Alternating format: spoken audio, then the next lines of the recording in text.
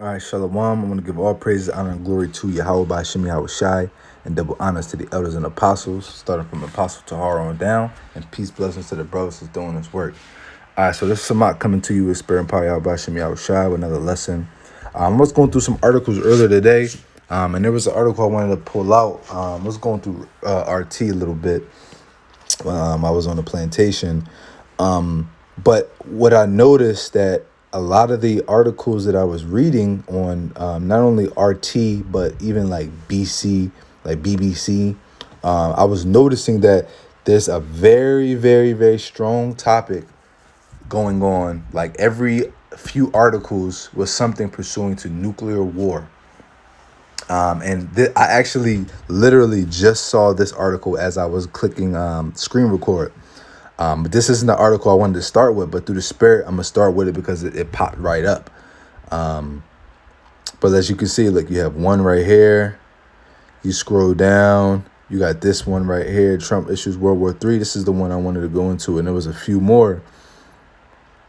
But especially when you click on one article, articles that are similar will pop up, right? So let's go back. Let's go back up, right? Here. So it says, nuclear war is possible, U.S. commander. For the first time since the Cold War, conflict with a nuclear-armed peer is no longer theoretical, Admiral Charles Richard said. Navy Admiral Charles Richard, commander of the U.S. Strategic Command, declared on Wednesday that for the first time since the end of the Cold War, the U.S. faces the possibility of nuclear war with a peer-level opponent. Speaking at an Air Force-organized conference in Maryland, Richard claimed that the U.S. would have to prepare to escalate quickly against possible components and to protect its homeland.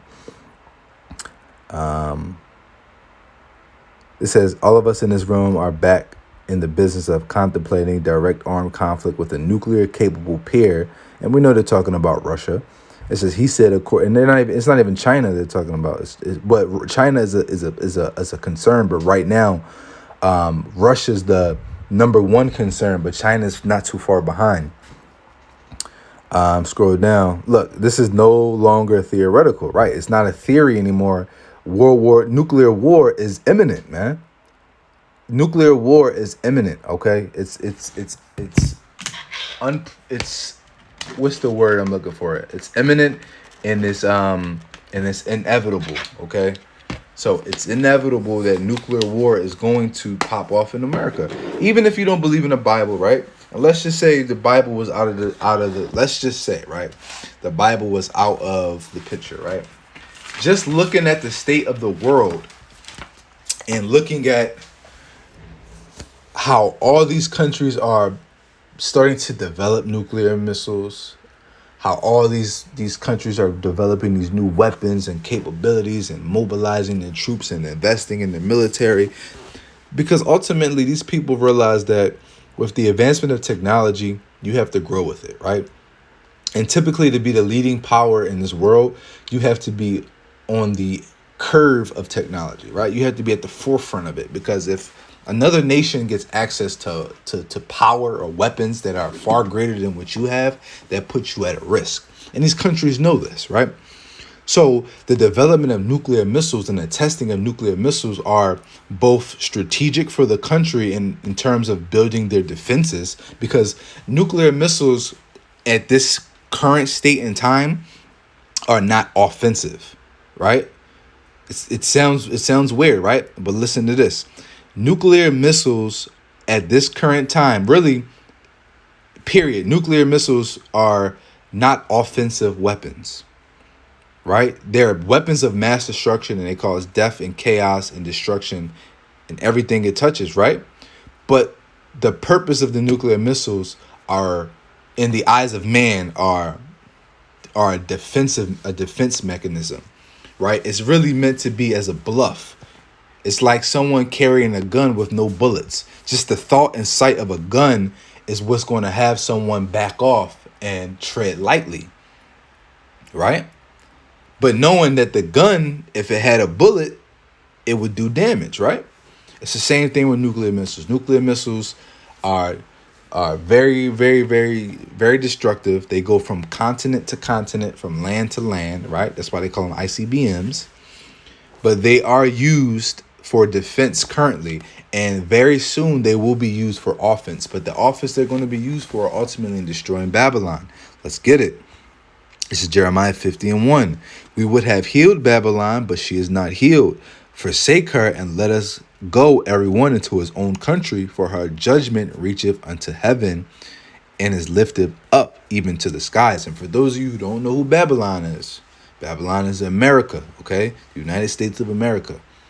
United States of America is the virgin daughter of Babylon, pursuant to the scriptures in Revelation. It's also the Babylon that's referred to in Jeremiah. You had the old Babylon, which was destroyed, right? Which was overtaken. And then you have the new Babylon, right? Which Babylon just means land of confusion. If you had to think about one place in the world that was full of confusion, what land would that be? That would be United States of America, because in the United States of America, it's all type of confusion, going from religion to philosophies, to teachings, to gender and sex, to sexuality. It's like the capital of confusion and all across the world. And America also has influenced other countries, specifically European countries, to follow after its agenda. All right, let's go to the next verse. It says, the Lord hath brought forth our righteousness. Come and let us declare in Zion the work of the Lord our God. It says, make bright the arrows, gather the shields. The Lord hath raised up the spirit of the king of the Medes, for his device is against Babylon to destroy it, because it is in the vengeance of the Lord, the vengeance of his temple.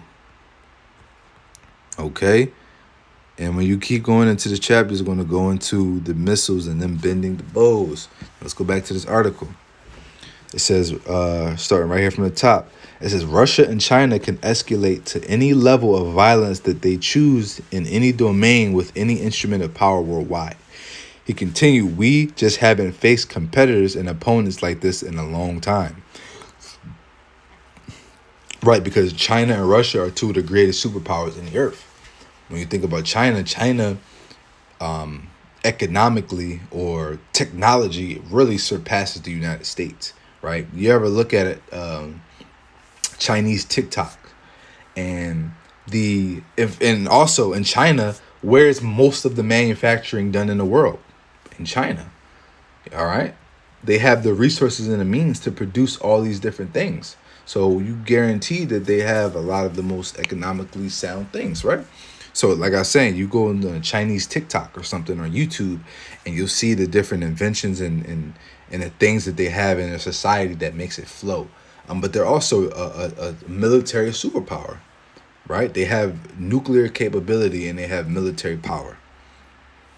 It says, in the eyes of Moscow, the U.S. is currently locked in a proxy conflict with Russia and Ukraine, and has steadily escalated its commitment of weapons, intelligence, and financial assistance to Kyiv since Russian troops entered Ukraine in February. Right, and Russia has already said that they're willing to do whatever it takes to protect their land, their nation, their culture, their resources, and everything they've worked for, right? He's willing to do whatever it takes. He's willing to use his power, his nuclear power. And America doesn't stand a chance, right? Now, we know that, NATO and the EU, they're backing Ukraine, and, they're standing with America because they're allies. It's in their best interest financially, and it's in their best interest to protect themselves, because the U.S. is a power. We're not going to say a lie. The U.S. has clout and they have pull in this world, man.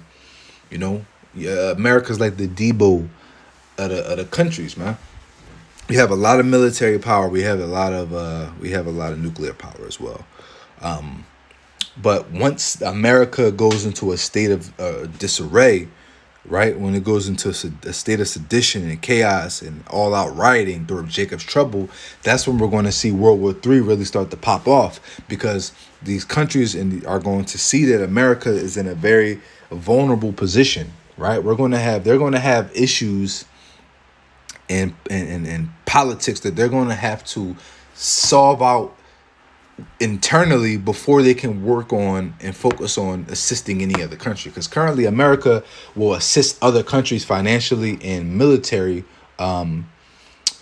with military, opposed to really fixing the problems that they have within their country. But as it stands, we're still in a so-called peaceful environment, if you will, right? But once America gets thrown out of in the all-out chaos, the other countries are going to see America for its vulnerability, and they're going to know that this is the perfect time to strike, man. That's why the Lord is going to stir up the hearts of the kings of these countries and these nations, and they're all going to point their arrows and shoot at America. It's going to be like there's going to be World War III. Because don't get it twisted, these other countries are still going to fight each other, but they're going to say, listen, we got a common enemy. Let's take these motherfuckers out, and then we can get back to fighting ourselves. And that's what's going to happen. And then they're going to be fighting, and Yahushua is going to crack the skies with his army, and then all the other nations are going to turn and try to fight against Yahushua. Let's see. Let me see if there's anything else in this. Here, let's keep going. There's not much left. It says Russia's current nuclear doctrine allows for the use of nuclear weapons in the event of a first nuclear strike on its territory or infrastructure, or if the existence of the Russian state is threatened either by nuclear or conventional weapons. So, hey, Russia has loopholes in their contract, man, if you will, to where he's gonna find Putin's gonna find a clause in his contract that he's like, yo, there it is. That's the out right there where we can use our weapons. It says American doctrine allows for a nuclear first strike in an extreme circumstance to defend the vital interests of the United States or its allies and partners. So even the United States has the ability to shoot a missile first, man. Right? Russia in their policy and America in their policy have the ability to shoot a missile first under extreme circumstances. And those extreme circumstances are going to show, right? They're going to arise. It says Russian President Vladimir Putin reiterated this position on Wednesday, declaring that that Kremlin would without a doubt use all available means to protect Russia and our people. Should Russian territory be threatened, Russian Foreign Minister Sergei, whatever the fuck you said, Lavrov also warned that the U.S. was teetering on the brink of becoming a direct party in the Ukraine conflict, with Washington risking a direct collision between nuclear powers. Similar warnings have come from within the U.S. too, most notably from former President Donald Trump, who declared on Wednesday that the conflict, he said, should have never happened and could end up being World War III. And that goes on to lead to that article that I really wanted to bring up, which is this one that it just referenced, where Trump basically said that if he was in office, this conflict in Ukraine would have never happened, right? And this very conflict will very well lead to World War III, and we know that, right? So let's get it. This is Habakkuk. I'm gonna get Matthew 24:6. Salakia. It says for Salakia. Yeah, it says, and ye shall hear of wars and rumors of wars. See that ye be not troubled, for all these things must come to pass, but the end is not yet, right? And we've been hearing of wars and rumors of wars for the last few decades, right? It's been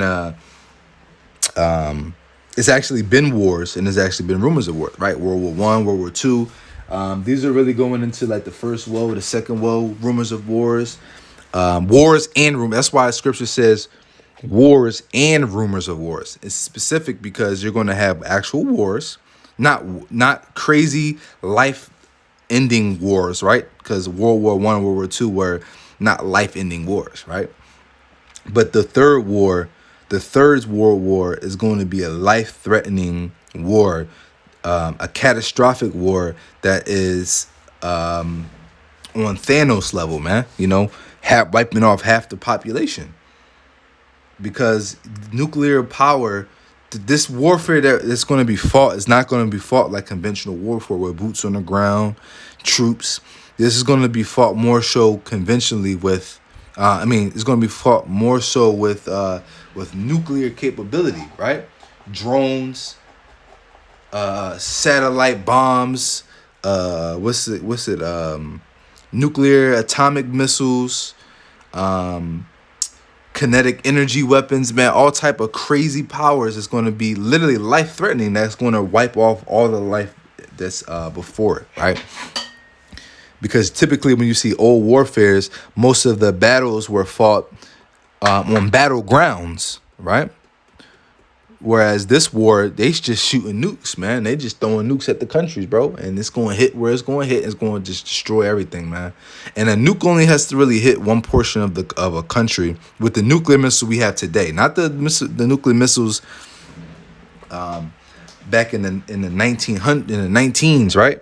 We're talking about the 2020, the 21st century nuclear missiles. These missiles have the ability to, one missile can damn near wipe out the tri-state area, you know, Pennsylvania, Jersey, Delaware, Maryland, right? These one nuclear missile can wipe out the entire New York, causing tsunamis, and then that tsunami is going to go ahead and just destroy everything. I'm telling you, bro, just one of those missiles could fuck up the whole. One missile hits the the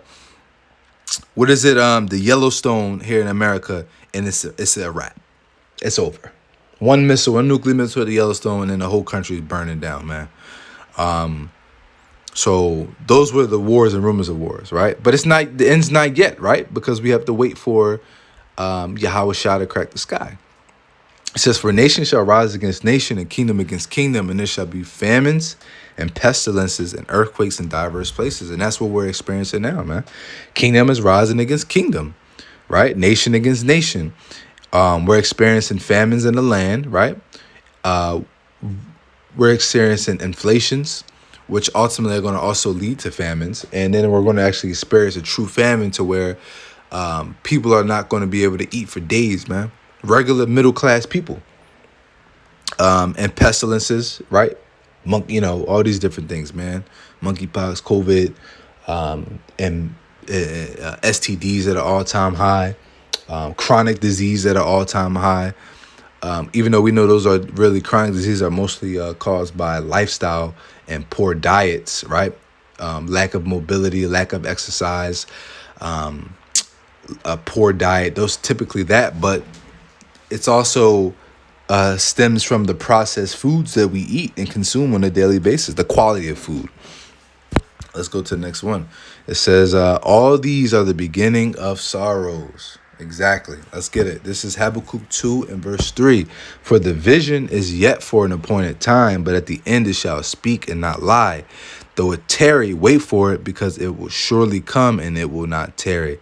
So even though it might seem like the Lord is delaying, or the people scoff and say, oh, that prophecy was written thousands of years ago. Hey, at the end of the day, we on the Lord's time, man. The Lord's time ain't like our time, man. The Lord's time, it's only been 2 days, man. In the Lord's time, Yahweh Shai and the angels are actually already at the gate, getting ready to come to this dimension, right?